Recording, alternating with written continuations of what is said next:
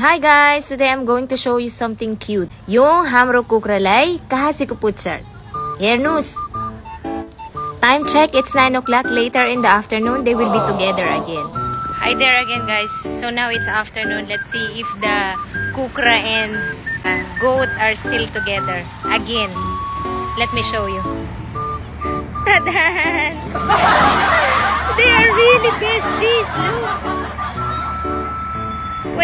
Always, this kukra is together with our kasi. So, in the morning, afternoon, and in the night, this kukra is always behind our kasi. Kasi kuputsar. Besties! They are besties.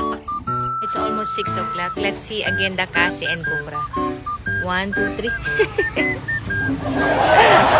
Again, they are together again. I told you guys, they are besties.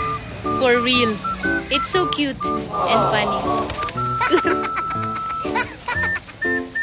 Look how cute and sweet they are. Oh my god.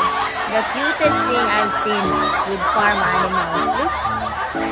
Real besties. Look who's behind the kasi again. Oh my god. They are lovers or what? Daw, bitro daw. Ganda pa ni ba? Gani oh.